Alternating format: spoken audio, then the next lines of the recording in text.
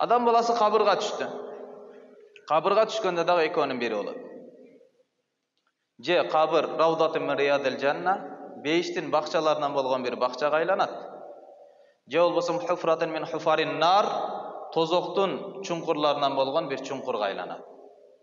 Ал жерге же бейишке болгон бир эшикчи ачылып коюп, ошондон жыргаал, жыпар жыттуу жыттар келип турат. Же болбосо ал жер бир тозоктун отуна айланып, 90-99 жыландар келип, аны кыяматка чейин чага баштайт. Эгерде ошол жыландардын бири эле дүйнөгө үйлөп койгондо, анда кыяматка чейин эч кандай өсүмдүк чыкпай калат эле дейт. Бейиш деле, кабыр деле ошол. Же рахаттуу жай, же болбосо азап, экөөнүн бири. Кабырдан чыгабыз. Кабырдан чыккандан кийин Аллах Тааланын алдына баруу. Кыяматка чыгып баратканда адам баласы же хамил болот, же махмул болот. Же көтөрүүчү болот, же көтөрүлгөн болот. Көтөрүүчү дегени адам кыяматта күнөөлөрдү көтөрүп барат. Кылган туура эмес ушактар, гыйбат, чагымчылык, адамдардын ортосуна мамилени бузуу, дүйнөнүн аркасынан түшүп алып, дүйнөнү арам жол менен, зулумдук, башка нерселер менен башкалардын акысын алып жөө, күнөөлөрдүн бардыгыны адам баласы кыяматта көтөрүп барат. Ал эми жакшы сооптор адамды көтөрүп барат. Адам баласы кыяматта минбарларда, нурдан жасалган минбарларда отурган болот.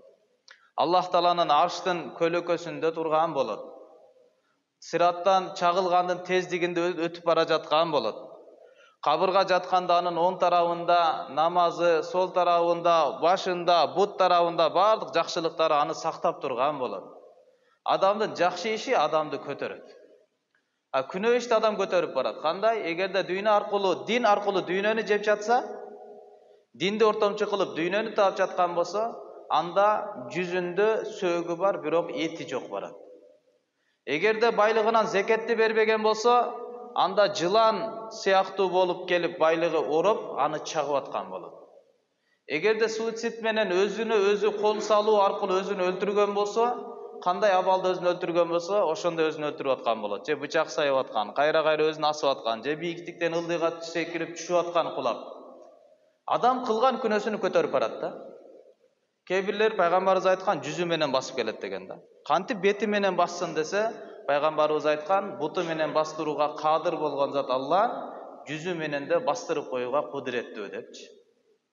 Ана кыяматта да ошонун экөөнүн бири. Же көтөрүп барасыз, же көтөрүлүп барасыз.